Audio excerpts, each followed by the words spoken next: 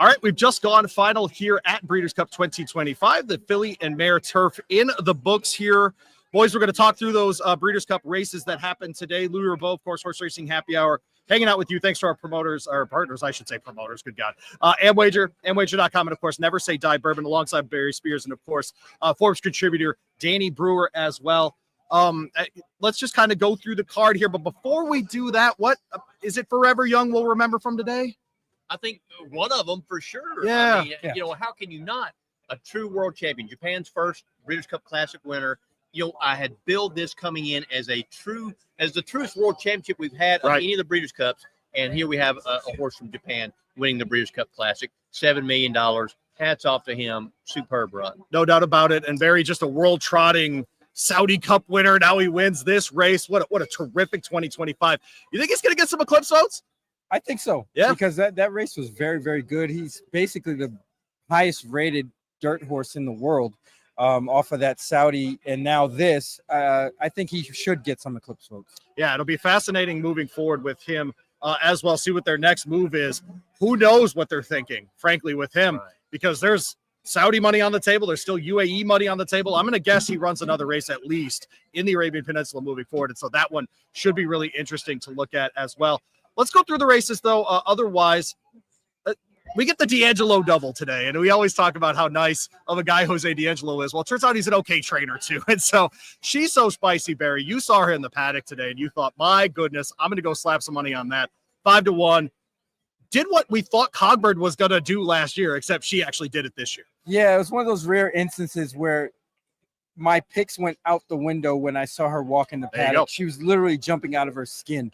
I said it multiple times. I even tweeted it out, said that she looks the best and is going to run the best. And she did exactly that. Just a trail of fire, and nobody could catch her.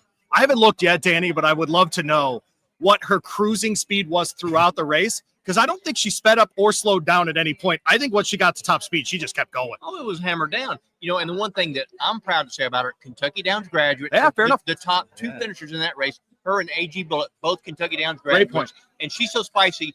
She looked so good at Kentucky Downs. You know, I thought she was right here. And then I'm like, Barry, when I saw her in the pack, I'm like, whoa. But yet, she performed to her looks. Ben Tornado back-to-back, top two in the Breeders' Cup, gets the win this year. They use that Louisville Thoroughbred Society, the old $300,000 listed stakes there at Churchill Downs, just to get a little confidence into this horse. Barry paid off 10 times, frankly, today. Yeah, I mean, just that amount of confidence. They had no doubt in their mind what kind of performance they were going to get. I mean, they came with the entourage and everything. They knew this horse was loaded, and I mean, what an amazing performance. Anything to add? I mean, Ben Tornado, just one of the best today for sure. Just absolutely imposing physically. When he was walking out on the track, you were like, whoa. Yeah, a little bit of redemption, too. I mean, last year, I'm with you. Revenge race almost, right? Yeah, got nipped by Straight No Chaser. And I thought last year was probably better, just kind of got a less than ideal trip. And this year, just the best horse. Just the best horse. That's exactly right. Going to the distaff. Scylla puts it all together. Barry, you and I talked about her during this week. She's just one of those horses you get an honest effort from. We'll talk about Sierra Leone in the Classic. Obviously not at the level of Sierra Leone, never misses the try, but boy, she sort of feels like that, really put it together. And what I loved about it was very clear Junior Alvarado watched all these other dirt races and said, we got to be near the front or on the front. She went ahead and took advantage of the track bias today. Well, yeah, you know, what I was remarking about that horse and what caught my eye is that she was running long, ran well, and then started running sprint races. Yep. I think Bill Mott, honestly, this was kind of planned in the way that they ran her short for a while to get her sharp. Then go back long, and she nailed it today. Yeah. Anything to add to that? I mean, she was unbelievable. The most impressive thing was when Nitrogen came to her, and Nitrogen is a very good horse. Yes, she is. When Nitrogen came to her on the turn, I thought, uh-oh. But no, it was like she saw her, and once she got it within her eyesight, he was like, whoa, I'm gone. Seismic Beauty, a bit of a stumble out of the gate. Bob Baffert still winless in the Breeders' Cup Distaff. Impossible to imagine, frankly, given the quality of horses that he sent to that field. It's a reminder of how difficult this game is. We'll talk about him later on in the dirt mile, because he reties Aiden O'Brien. We'll get to that in just a second. But of course, boys, I don't know if anyone saw the turf or was like watching me all week talk about the turf and how excited we were for Rebels Romance and for Mini Hawk and just the matchup. And boy, did we get a run between. Oh, what was that?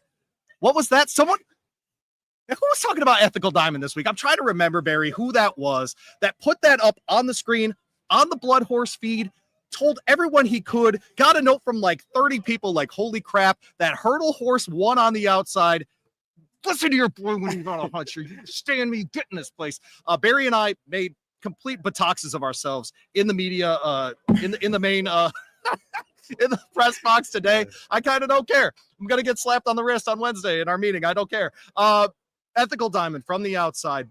Danny, that's why we love the Breeders' Cup. Stories like Ethical Diamond coming over, they figure out what's best for the horse, and then they go, you know what? We're going for a championship. We don't care if the second place finisher in the ARC is there. We don't care if the two-time defending champion is there. Bang, we get Ethical Diamond. Well, the thing about it is when you're in the Cup, if you can make it to the Cup and you can get in the starting gate, you got a chance. That's you right. got a real chance. And this was a horse that absolutely had a real chance. You know, a diamond in the roughage, you back a horse and you get paid. That's the name of this game. That's exactly right. We saw this horse go left-handed a couple of times, comes over, seems to love the turns. Another one like Gestad, frankly, that might want to spend a little more time over here where we got these kinds of races more often. Maybe that three-turn thing for Ethical Diamond moving forward. A real positive, frankly. Man, that was a hell of a performance. I mean, and a hell of a ride. I mean, No doubt about it. The jock left that horse outside, just like we talked about. You Yes. know, this horse wasn't going to be affected by the wide trip because he had the stamina and showed it. Came wide and clear and won the race with a lot of authority. I mean, this horse should be a force. This horse was in a $12,300 maiden hurdle race this year in February. Goes ahead and wins a Breeders' Cup race here today. Trust your boy. That's right. All right. That's why you tune into SoCal Saturdays, or I guess Hurdle Saturdays. Are we starting that wager? Do we need to get a little hurdle? You got over All right. We'll move on from that. We do get the Superstar race of the day. And I want to get into this very specifically because last year we had those three horses in the Classic that were the 3-year-olds, and we prayed they would come back, that trifecta that we saw the Breeders' Cup Classic. They all came back, and guess what, guys? They're all in the trifecta once again. just a little bit different order. A little different order, but boy, you talk about year to year, that 3-year-old class from 2024, I know we've got Sovereignty in 2025, and I'm not going to do the speculation thing with Sovereignty right now in this particular part of the conversation, but how good now looking back, how deep was that 24 class? I think we saw it on display today. Yeah, I mean, that was a hell of a race. Everybody had a shot that, everybody got their trips and they just couldn't get past the king. Forever Young just dug in and lasted. 2 minutes flat. Very impressive in the Breeders' Cup Classic and mile quarter. Unbelievable time. And I think what we've seen with these three horses are they have gotten better. With all these horses, whether they be at 2 or 3 or 4, whatever, as they get older, do they get better or do they not? Some horses do and some horses don't. These three horses have all gotten a lot better, and they ran like it today. And I mean, if they run it tomorrow, it could finish the exact opposite in order as far as Fierces might win or Sierra Leone might win. But I think those three are extremely quality horses. Notably, Forever Young changed running styles, and that I think was a major key. Before, I think it was 2 years ago or last year, that horse was lagging way in the back and had really no shot. Came running late, but this year was right on the pace, held everybody off, and really gritty effort. Well, that's what happened in the Derby, and that's what happened here. And he just, like you said, he didn't have enough track. And if you look back at the Saudi Derby, he was up there. Yep. He was right there on with the Rebels Romance. Yep. And before the race, I was talking with a Japanese reporter down there, and I said, if he runs the Saudi Derby race, he's going to win. And he said, you're right. He needs to be closer to the pace. Yep. And he was. You did exactly that today. A brilliant ride, frankly. Obviously, the management of the horse, getting that left-handed race in Japan before shipping over here. Tons of confidence. If you looked at the time on that race, you would have thought he's got no shot here. His last work was 51 seconds over 4 furlongs. Wow. And then he shows up like this. Barry and I saw him during the week while we were doing our radio show here in the paddock, and it was just a different horse than even we saw last year, like you mentioned, developing into the great runner that he is. Sovereignty not here. 2 minutes flat. Do we think he would have won this race, Danny? I'm not sure. I would say based on his running style, I don't think so because of the way the track played. So tough. I just don't think so because he's a horse that likes to come from off the pace a little bit. And they just didn't do it today. I mean, you didn't see the closers doing it. One thing that I want to add about Forever Young is I did a story about him back in July, and I got to talk with his trainer, And one of the things his trainer said was the only reason he's gotten beat is because of me. It's not because of the Trained him horse. differently. And he said, I feel I take full responsibility for him not winning because he's that good. So that kind of told me, and that was one of the reasons why I played him today, why he was my pick, because I knew that if this guy that's had the success he's had thinks that about this horse, then maybe I should. Yeah, Yoshi Yahaga doing a great job with him for sure. In the training job there, we may have just seen the last run of Journalism, who I thought showed himself very well here, just wasn't up to snuff with this group. What's his legacy, Barry? I mean, Preakness winner, Haskell winner, second in the other two classics. That's an incredible 3-year-old season, for any horse, frankly, especially one that has to run against Sovereignty. No shame in any of his runs. He showed up every time. Second to the Pacific Classic, frankly, just over and over again. We got honest efforts from Journalism. Those connections handled him perfectly and said, no, we're going to Baltimore. We're doing the thing.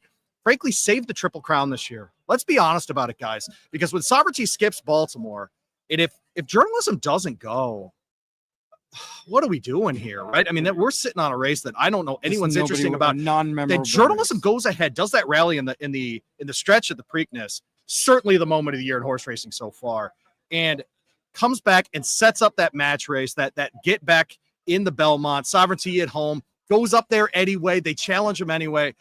I'm going to remember him as the horse that always gave an honest effort and showed up every time. And frankly, you win 2 grade ones, and the Preakness and the Haskell, it's a hell of a 3-year-old year. Well, it is. And, don't forget about the Santa Anita Derby. Thank you. Good point. Yes. So he's had 3 grade all the way back to the low Sal Derby, the Futurity. Yeah, right, for sure. exactly. Yeah. So he had 3 grade ones this year. Great point. A warrior's mentality. Mike McCarthy did an excellent job getting that horse ready every time out. And so, my hat's off to him, too. He's a hero to me because, like I said, he fought the fight. He was ready to go to battle. Saved the Triple Crown. And, right, exactly. He saved it. Yeah, and this was a question, too. If Sovereignty weren't running, would Journalism be a Triple Crown winner? That's always a question. Whenever there's a great horse, there's the horse right behind him. Right. Journalism certainly capable of running all 3 of them, and we appreciate that for sure as part of 2025. After that, of course, notable speech. My goodness. Horse that I liked a lot. We thought this might be a wide open race. Oh, right. Bill Buick's here.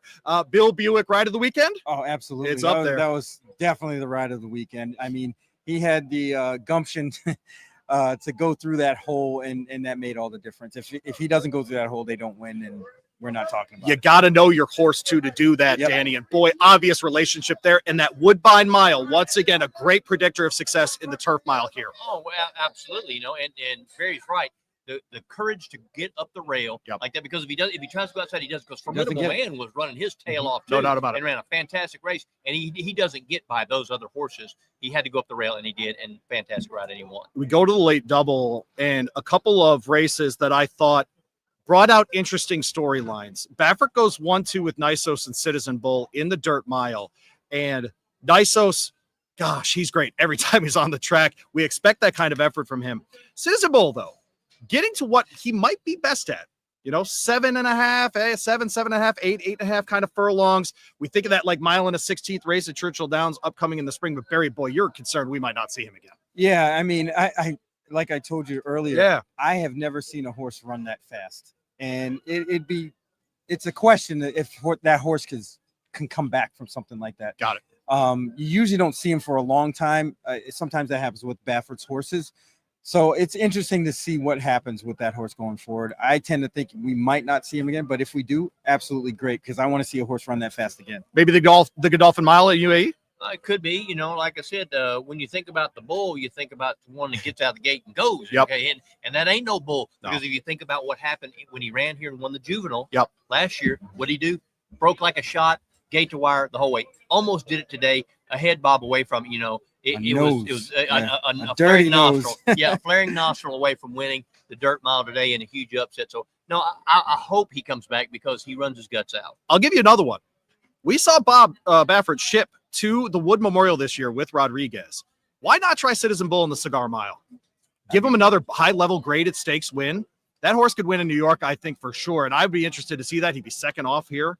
I don't know. I think that's an interesting spot for him to land there. Chancellor McPatrick gets some money here as well off to the breeding shed. I think after that 3 for 4 as a 2-year-old, just one of those horses that was really, really great as a juvenile and then ran into just incredible fields, Bluegrass, Woody Stevens, etc. Did win the Curlin this year, of course, tried him in the Jerkins, and boy, that Patch Adams was, nobody was catching him that day. And so, well, he's like a horse that Danny was talking about that didn't make the jump from 2 to 3. That's exactly right. He just didn't improve, and it showed on the racetrack. Be interesting to see what he ends up being as a stud. We close the card with what I think is actually a legitimately interesting storyline in here, and it's because of the trainer who trained the winner in here. The morning line favorite wins, but goes off at what, 7-1, 8-1, something like that. 8-1, yeah. Pays $20 here at least to close the card here. Comes out of Longchamp, was the other horse out of the arc running on the card today. She tried against another, by the way, 3-year-old filly. Tries the arc there, isn't up to that group. Obviously, they tried Minnie Hawk in the turf. She would have been a prohibitive favorite in this kind of field. But Gazora gets it done for Francis-Henri Graffard. And that is a name, I'll say it in English, Francis Henry Graffard, that you need to remember. His first Breeders' Cup win, he is becoming very quickly the top trainer in France. And as we look at the changing landscape and what's happening in turf racing, Deauville, Longchamp, those are becoming places, Chantilly, frankly, in France that people want to be at. Because, frankly, look at the purse money here. A little bit more money in France than there might be even at Royal Ascot, things like that. A guy like that is going to get better and better horses heading his way. This is a $16,800 breeding job. This isn't some kind of super horse. This isn't a Dubawi or a Lope de Vega or something like that. This is an Almanzor, the French bred. Now, it's a Wooten Bassett line. I'm not going to put that down at all. But this is a name to remember, Francis Henry Graffard. Going forward, just one of those names to add to your BC list as we move forward. I would say oui. I would not say that. What would you say, Barry? What about the performance? So really, really terrific, right? Yeah, I mean, this horse was loaded, and just the fact that this horse finished way back in the pack in the arc, and the morning line maker, obviously, shout out to David Aragona. Knew something. Knew Exactly. that was a tough race. Yes. For everybody, even Minnie Hawk. I mean, just the fact that she didn't show up tells you how tough of a race that was. Gazora came out of it well, wins this one. Never gone left-handed before, but did win a right-handed grade 1 in the Prix de Dion at Chantilly this year. Boys, a spectacular weekend.